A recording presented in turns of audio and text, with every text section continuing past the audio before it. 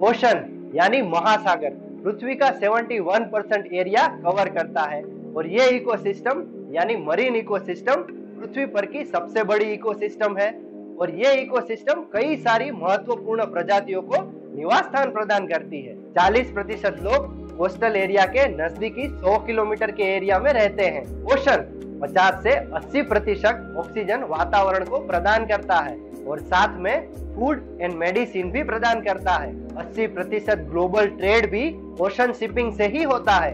इन सब आंकड़ों को अगर देखा जाए तो हम सब फूड, लाइवलीहुड, क्लाइमेट रेगुलेशन और बहुत सारी चीजों के लिए मरीन इकोसिस्टम पर निर्भर है।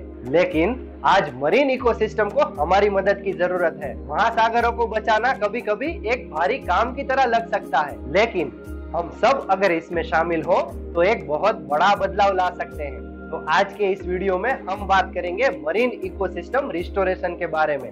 तो नमस्कार, मैं हूं गौरव और स्वागत है आपका हमारे चैनल नॉलेज और गाइडेंस में। तो चलिए फटाफट से बिल्कुल समय बर्बाद किए बिना जल्दी से शुरू करते हैं।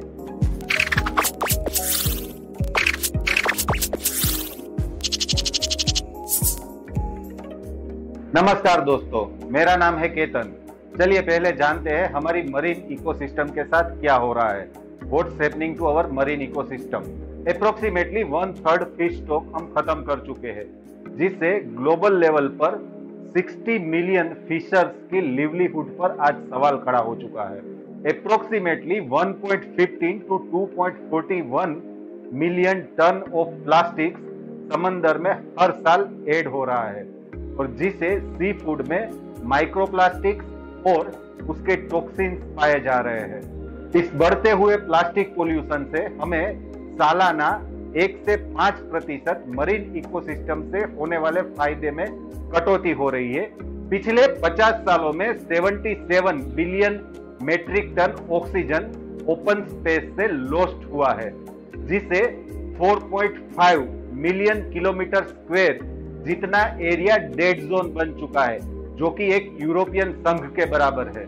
वातावरण में CO2 बढ़ने से मरीन वाटर का एसिडिफिकेशन और टेम्परेचर दोनों ही बढ़ रहा है, जो ओशन में फिश स्टॉक की प्रोडक्टिविटी और डिस्ट्रीब्यूशन को अफेक्ट कर रहा है। अगर यही सिलसिला चालू रहा तो 21वीं सदी खत्म होने तक हर साल $1 ट्रिलियन जितना नुकसान होगा। अगर हमने ग्रीन हाउस गैसेस इमिशन कटौती में भारी बदलाव नहीं लाए तो ये सदी के अंत तक कोरल रीफ मरीन एसिडिफिकेशन और ब्लीचिंग के कारण संपूर्ण तबाह हो जाएगी। सी लेवल बढ़ने के कारण 46 से 59% ग्लोबल कोस्टल वेटलैंड्स इस सदी के अंत तक गायब हो जाने की संभावना है। सरप्राइजिंगली ये सब चीजें जानने के बावजूद भी टेम्परेचर तो बढ़ ही रहा है। Sea grass, mangroves, coral reef, salt marshes, इन सब की वजह से कोस्टल लाइन पर फ्लड वाटर और पोल्यूशन से प्रोटेक्शन मिलता है। कोस्टल डेवलपमेंट और एक्वाकल्चर कन्वर्जन के कारण 20% मैंग्रोव्स कम हो गए हैं और इस इकोसिस्टम से होने वाले फायदे भी कम हो गए हैं। 19वीं सदी के अंत तक ऑलमोस्ट 30% सी ग्रास बेड खत्म हो गए हैं और पोर्ट कंस्ट्रक्शन में ड्रेजिंग के कारण कोरल्स तबाह हो रहे हैं। तो यही सारी चीजें हो रही है हमारी मरीन इकोसिस्टम के साथ, जिसके कारण वे दिन ब दिन डैमेज, डिस्ट्रॉय और डिग्रेड होती जा रही है। तो आज मैं आपको सिर्फ 10 ऐसी इजी लाइफस्टाइल चॉइसेस के बारे में बताऊंगा जिसे हम डायरेक्टली और इनडायरेक्टली मरीन इकोसिस्टम रिस्टोरेशन में हेल्पफुल हो सकते हैं। Demand plastic free alternatives. Marine ecosystem आज बड़े पैमाने पर बढ़ते हुए प्लास्टिक का सामना कर रहा है, जो लगभग हर एक मिनट एक प्लास्टिक के कचरे से भरा हुआ ट्रक पानी में डंप करने के बराबर है। और हाँ, प्लास्टिक बायोडिग्रेडेबल भी नहीं है। इसके लिए कंपनियों को कंज्यूमर के लिए प्लास्टिक फ्री अल्टरनेटिव्स के बारे में सोचना होगा और हमें भी सिंगल यूज प्लास्टिक को बैन करना होगा, जैसे कि disposable glass, straw, disposable plates, balloon और कई सारे। Reduce your carbon footprint. वातावरण में CO2 बढ़ने से मरीन वाटर टेम्परेचर बढ़ता है और साथ में उसका एसिडिफिकेशन भी होता है, जो कि मरीन इकोसिस्टम के लिए काफी नुकसान कारक है। इसके लिए हमें ऐसे प्रयास करने होंगे कि हमारे ग्रीन हाउस गैसेस इमिशन काफी हद तक कम हो और वातावरण में CO2 कम हो।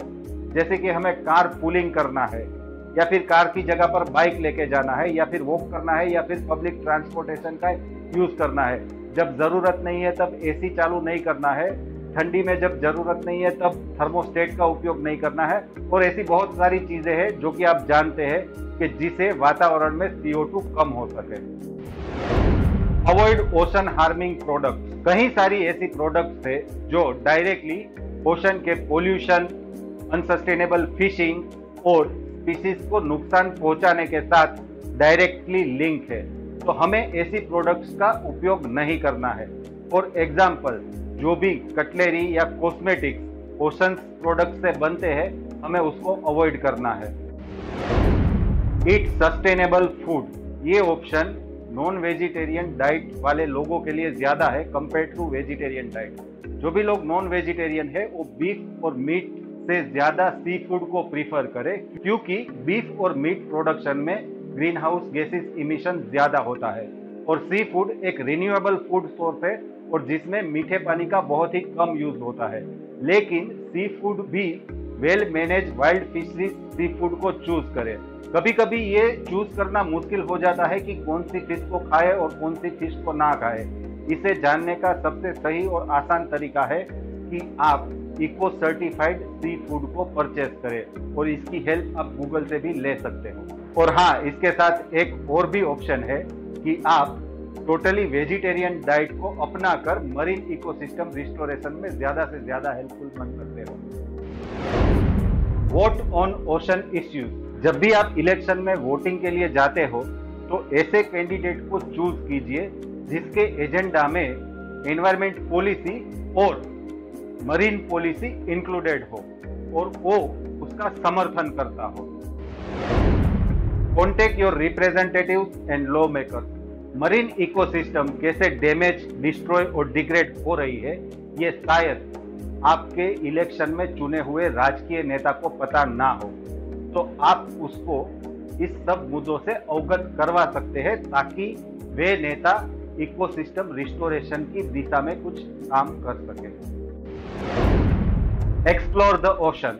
People protect what they love. वो कहते हैं ना, हम उसी को बचाते हैं जिसे हम प्यार करते हैं।